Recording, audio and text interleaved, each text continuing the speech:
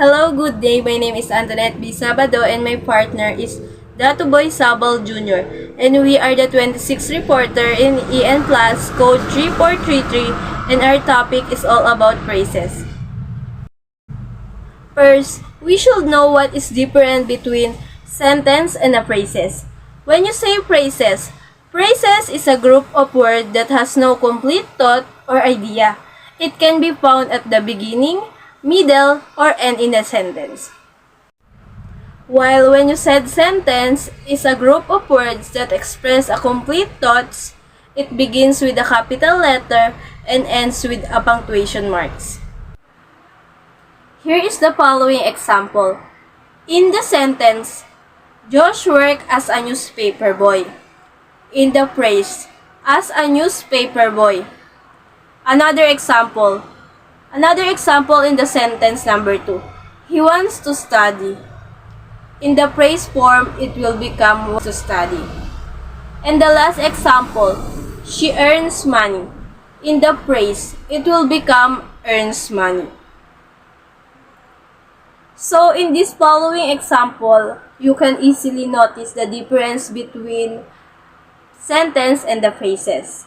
Because sentence express a complete thoughts and start with a capital letter and end with the punctuation mark, while phrases are opposite.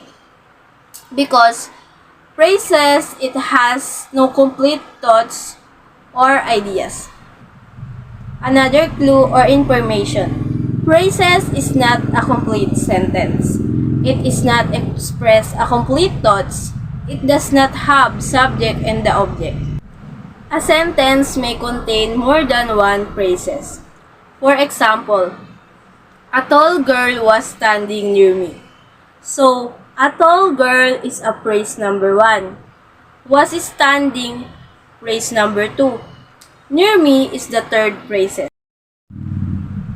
The function of a phrase depends upon its construction and place in a sentence. Based on its function in the sentence, the phrases are divided into various types. Types of phrases. Number 1, absolute phrase. Number 2, gerund phrase. Number 3, infinitive phrase. Number 4, participle phrase. Number 5, verb phrase. Number 6, noun phrase. Number 7, adjective phrase. Number 8, adverbial phrase. And lastly, number 9, prepositional phrase. Number 1, types of a phrases, which is absolute phrases. An absolute phrase is also called a nominative phrase. It consists of a noun or a pronoun, a participle and linking modifiers. It modifies, add information to the sentence. It looks like a clause but lacks of a true finite verb. It is separated by a commas in the sentence. For example, she is looking very much happy. Her face expressing a shine of happiness. So the absolute phrase in the sentence is her face expressing a shine of happiness. It was separated by a commas in a sentence. Second example, the wrestler having anger in his eyes. Look at the opponent wrestler. So, the absolute phrase in the sentence, having anger in his eyes. It also separated by a comma. Number 2, gerund phrase. A gerund phrase is a group of gerund, verb plus ing, modifiers, and other related words linked to the gerund. For example, I enjoy listening to the music. The gerund phrase is listening to the music. Second example, he started writing the report. So the gerund phrase is writing the report.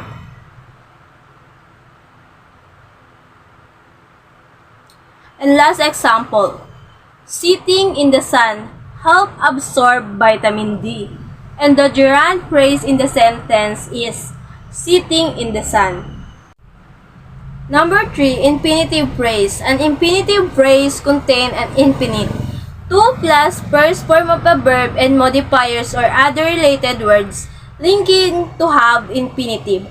It also acts as a noun, an adjective, or adverb in a sentence. For example, in the sentence number 1, I like to drive a car.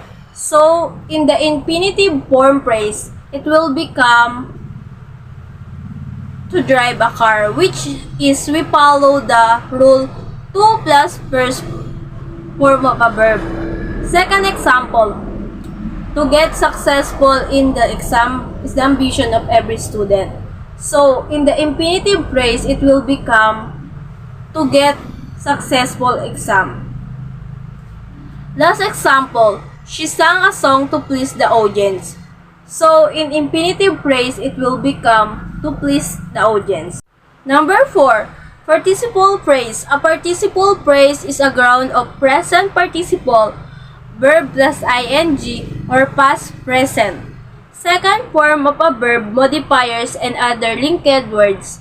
For example, the student raising their hand need an extra page. So, the participle phrase is raising their hands and the student modifies the noun. Second example, she got a mail stating about her exam. The participle phrase in the sentence is stating about her exam, and mail modifies the noun. Last example, the chair made of plastic looks very beautiful. The participle phrase is made of plastic, and the chair was modifies the noun. Number 5, verb phrase. A verb phrase is a group of main verb and helping verb or auxiliaries within a sentence. For example, she is writing a letter. So the verb phrase here is writing. Another example, he has passed the exam. The verb phrase here is has passed. Third example, the student must reach on time for the lecture. The verb phrase is must reach. The last example, they have been playing football since morning. The verb phrase in the sentence is has been played. So that's all, thank you. The rest types of phrases my partner is going to discuss. So I hope you learn a lot and thank you. Thank you again and have a nice day.